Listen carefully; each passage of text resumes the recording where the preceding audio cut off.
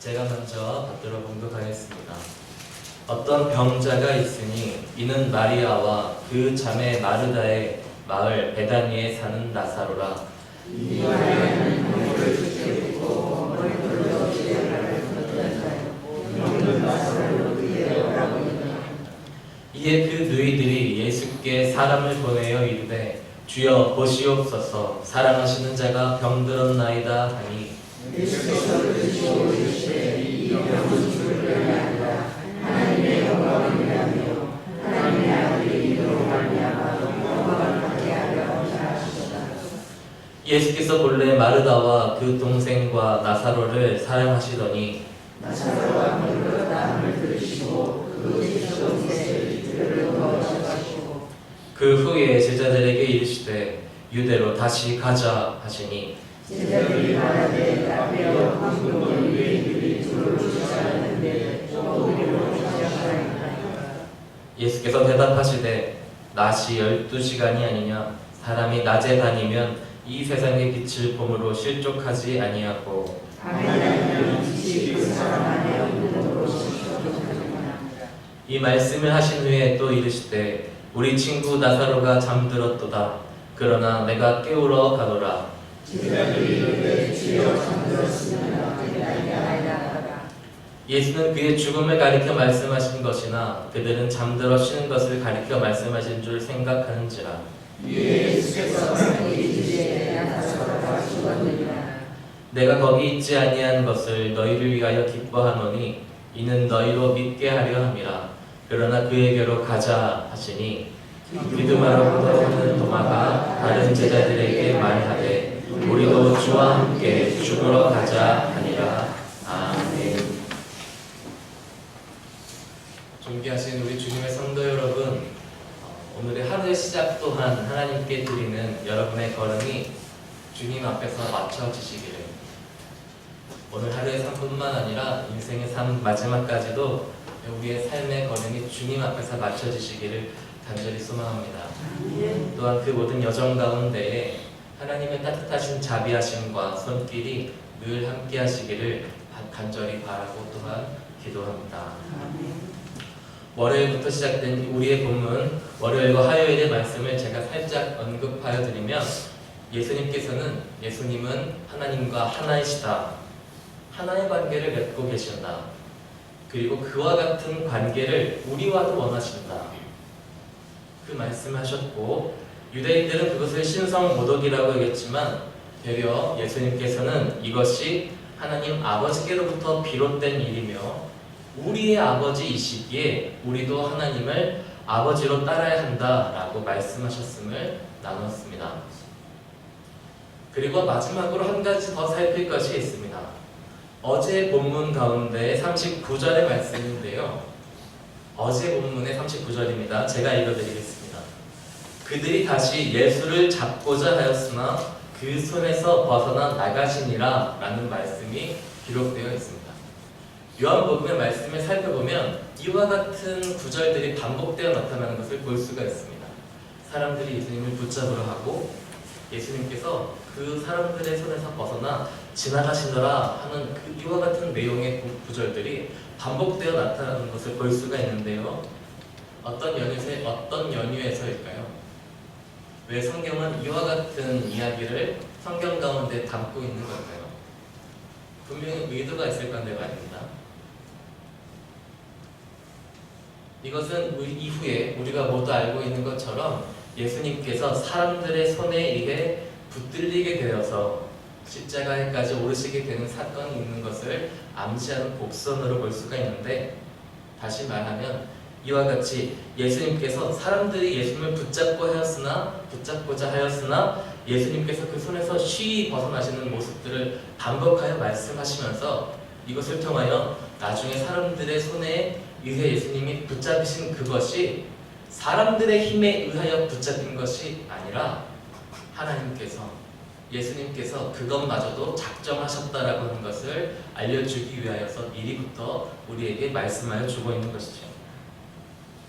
다시 한번 말씀을 드리지만 예수님께서 나중에 사람들의 손에 의해 붙잡히게 되는 것은 사람들의 힘에 의해서 이루어진 일이 아니라 하나님의 힘에 의해서 예수님 스스로 자신의 뜻으로 인하여서 이루어진 일이라는 것입니다.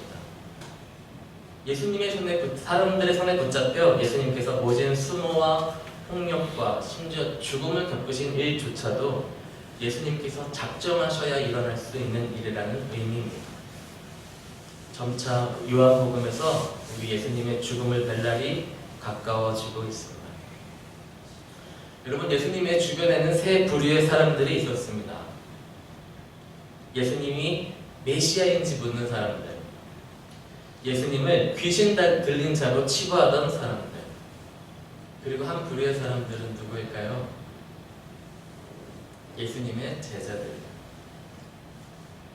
그런데 그 세 부류의 사람들의 살아가는 삶의 동기는 하나로 보입니다.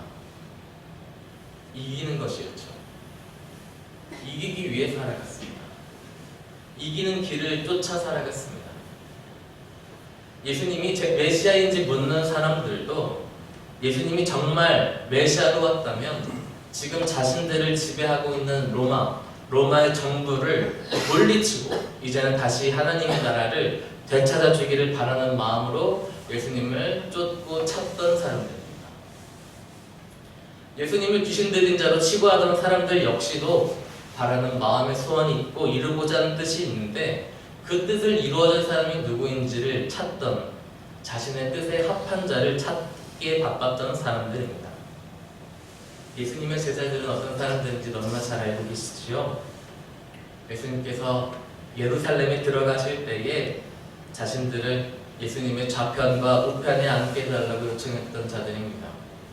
그런 자들을 바라보며 질투했던 자들입니다. 그들도 역시 이기기 위해 살고 있었고 예수님을 따랐던 사람들이었던 것이죠. 사람들은 지금 이기기 위해 살고 있습니다. 이기는 것에 목적을 두고 예수님을 따랐던 사람들입니다. 주님의 자녀인 우리 성도님들 가운데에는 이와 같이 이기기 위해 사시는 분은 안 계시지요? 여러분, 그것은 우리의 길이 아닙니다. 이 땅 가운데에서 저급한 승리지상주의는 우리 그리스도인들의 삶과 가까워질 수 없습니다. 만일 우리가 이기기 위해 애써야 한다면 그 상대는 어제의 나 자신일 뿐, 어제의 나보다 조금 더 나아지기 위해서 내가 오늘 노력하고 애써야 할 뿐, 이 세상에 있는 그 어떤 누구와도 우리는 비교할 필요가 없고 누구보다 더 나아지기 위해서, 그 사람을 이기기 위해서 애쓰고 살아갈 필요가 없습니다. 그것은 참으로 어리석은 일이죠. 누군가를 비교하며 누군가를 내 마음속에 생각하며 그보다 더 나아지겠다고, 그를 이기겠다고 살아가면 결국 필연적으로 내 삶 가운데 내 삶의 영혼 가운데 부패함과 부정함이 불러오게 되기 마련이기 때문입니다. 그러면 우리 그리스도인들은 어떻게 살아가야 합니까? 지면서 살아가야 됩니까? 다 내주면서 살아가야 되는 것입니까? 제가 질문을 다시 한번 바꿔서 여쭤보겠습니다. 예수님께서 십자가를 지신 것이 사람들에게 졌기 때문입니까? 아니라고 말씀을 드렸죠.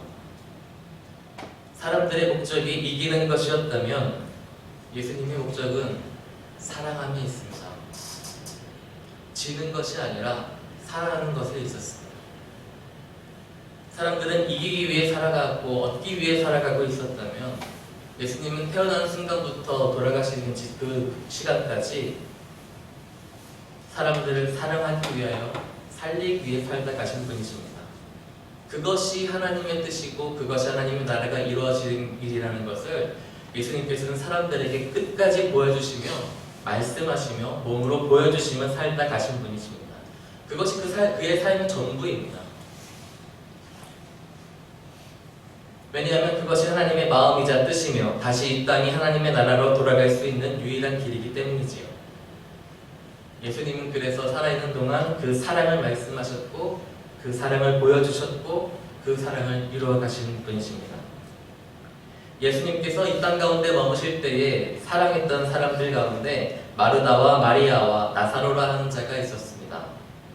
다 알 수는 없지만 오빠인 나사로가 어떤 병에 걸려 병약한 상태에 있었습니다. 그리고 야무진 마르다와 사랑스러운 마리아는 그런 오빠를 잘 보살펴주고 아껴주는, 아마도 서로 우애가 깊은 사이였던 것으로 보입니다. 그래서인지 예수님께서는 이 3남매를 평소에도 아끼시고 가까이 하셨습니다. 뿐만 아니라 우리가 읽었던 본문 1절에서 5절 내내 그들의 이름이 함께 불리는 것을 볼 수가 있습니다. 마치 이 셋이 한 명인 것처럼, 이 셋의 존재가 하나의 존재인 것처럼 나사로와 마르다와 마리아, 나사로와 마르다와 마리아라고 이렇게 한데 묶어서 이야기하고 있는 것이죠. 아마도 그들은 예수님께서 보셨을 때 참 좋아 보였던, 몸이 아픈 오빠를 잘 보살피고 아껴주었던 사이가 아니었나 싶습니다. 그런데 그런 나사로가 아프다는 소식을 예수님께서 들으셨습니다. 그런데 사실 예수님께서는 이미 알고 계셨습니다. 나사로의 숨이 넘어갔다는 것을 말이죠. 그래서 예수님께서 제자들에게 말씀하십니다. 그들이 있는 곳으로 다시 돌아가자라고 말이죠. 제자들의 반응은 어떠했습니까? 안 된다고 했습니다. 예수님 안 됩니다. 예수님 거기 또 가시면 안 됩니다. 또 가시려고 하십니까? 거기 또 가시면 안 됩니다. 방금 전에 거기서 사람들에게 죽을 뻔하시지 않으셨습니까? 갔다가는 사람들한테 또 공변을 당할 겁니다. 만류하였습니다. 맞습니다. 제자들의 말이 맞죠. 다시 그곳 나사로가 있는 곳으로 돌아가면 또 위험을 겪어야 합니다. 또 죽을 뻔한 일이 일어날 수도 있습니다. 또 속상해야 합니다. 또 스트레스 받아야 합니다. 또 마음이 많이 아플 겁니다. 그런데 거길 또 가냐고 제자들은 안 된다고 말하고 있는 것이죠. 안 돼야 할 수많은 상황과 이유에 대해서 생각하며 말하였던 것이죠. 그러나 예수님께서 이미 나사로가 죽어 숨이 넘어갔다라고 하는 것을 아시는 예수님께서는 단 한 가지의 이유로 가야 함을 말씀하십니다. 우리 친구 나사로가 잠들었다. 내가 깨우러 가노라. 제자들은 지금 안 되는 상황과 반대하는 사람들을 보고서 예수님께서 가지 말아야 한다라고 말씀하고 계시는데, 그곳을 생각하시면 예수님께서는 내가 가야 할 이유와 만나야 할 사람에 대해서 생각하고 계시는 것입니다. 내가 깨우러 가노라.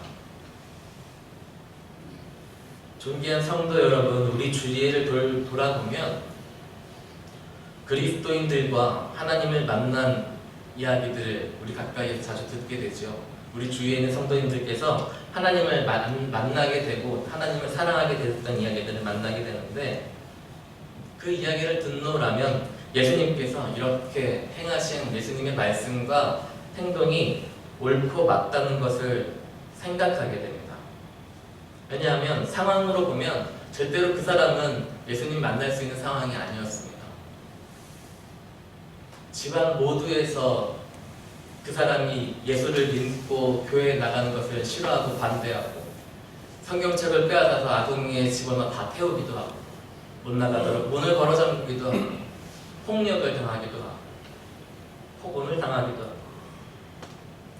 도저히 그와 같은 상황과 어려운 가운데에서 예수를 믿고 예수 앞에 나아가는 것이 불가능할 것만 같은데, 신기하게도 그 사람들이 그와 같은 상황 가운데에서 하나님을 만나게 되고 예수 그리스도를 만나게 되고 예수 그리스도를 주로 삼고 나를 사랑하신다라고, 나도 주를 사랑한다라고 고백할 수 있는 것은 어떻게 그런 일들이 일어날 수 있는 걸까요? 하나님과 예수님께서 정말 그 사람만을 보고 찾아오시기 때문 아니겠습니까? 우리의 눈만 보아도, 우리의 생각만 보아도, 저의 생각과 계획만 돌아보아도, 저도 제 눈으로 보았을 때 가면 안 되는 이유가 있고 하면 안 되는 이유가 있고 이미 틀렸다라고 생각해야 되는 일들을 또다시 시작하거나 그 사람 한 명만 바라보고 나아가는 것은 저의 힘과 저의 생각으로는 불가능한 일입니다. 그럼에도 불구하고 이와 같은 일들이 이어질 수 있고, 오늘 우리가 이 자리 가운데 있을 수 있고, 우리가 하나님께 나아갈 수 있는 이유는 지금도 하나님께서 우리의 생명을 바라보고 계시며 우리를 찾아오는 분이시기 때문인 줄로 믿습니다. 우리 삶 가운데에서도 하나님이 오시지 못할 만한 이유들이 참 많이 있지요. 우리의 가정의 상황들이 하나님께서 오시기에 그렇게 반기고 좋을 만한 상황이 아닐 수 있지 않겠습니까? 나의 성정이, 내가 살아온 삶이 하나님 보시기에 좋고 오실 만한 향기로운 삶이 아닐 수 있지 않겠습니까? 나의 영적인 상태가 그렇게 하나님 오셨을 때 내가 반기지 못할 만한 상황일 수 있지 않겠습니까? 그럼에도 불구하고 하나님께서 우리에게 왜 오시는 걸까요? 왜 예수님은 우리를 부르시고 찾으시고 우리의 심령 가운데 찾아서 우리로 하여금 기도하게 하시고 찬양하게 하실까요? 나사로를 바라보면서 나아가셨던 예수님의 그 말씀의 고백이 그 마음을 말하고 있는 것입니다. 내가 깨우러 가노라. 오직 우리의 심령만을 바라보고 나아오시는 예수님의 말과 말씀입니다. 이 시간 우리가 같이 함께 기도하고 오늘도 주 앞에 부르며 나아갈 때에 나를 사랑하여 나만 바라보시고 나를 향하여 찾아오시는 우리 주 하나님께 오늘의 삶과 앞으로의 삶들을 함께 나누고 고백하며 그분과의 사랑의 만남과 대화가 가득하시기를 축복합니다. 혹 우리 이 자리 가운데 하나님께서 나는 잘 모르겠다, 나는 잘 모르실 것이라고 여기는 성도님이 혹시 계십니까? 혹시 나는 다른 사람들이 엄두도 못 내고 너무나 어렵고 힘든 상황 가운데 있어서 하나님조차도 도울 수 없을 버림받은 상황 가운데 있다고 여기는 분이 혹시 계십니까? 혹 나는 잠든 자와 같이 내가 이 자리에 앉아는 있지만 하나님께 드릴 말이 없고 아무 말도 없고 아무 기도도 할 수 없다라고 여기는 분이 혹시 계십니까? 오늘도 주님은 우리를 찾아오실 것입니다. 그리고 우리의 생각 가운데 잠들어져 있다라고 생각하는 그 영혼 가운데에서도 주님은 찾아오실 것입니다. 우리의 예배와 기도 가운데 주님께서 찾아오시겠다고 약속하셨기 때문입니다. 오늘 우리 함께 기도하실 때에 마음으로 주님을 대하고 주님을 모시며 주님과 함께하는 시간 되시기를 바랍니다. 내가 깨우러 가노라 하시는 주님의 음성에 귀 기울여 보시기를 바랍니다. 어떤 마음으로 그 말씀을 우리에게 하시는지 한번 더 귀 기울여 보시기를 바랍니다. 우리의 삶을 찾아오셔서 자비와 사랑으로 만나주시고 대해주시는 주님의 깊고 넓은 사랑과 대화의 시간 갖게 되시기를 간절히 소망합니다. 기도하시겠습니다.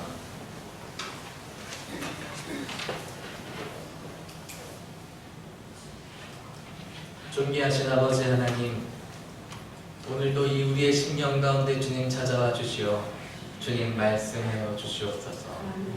주님의 뜻으로 우리를 사로잡아 주시옵소서.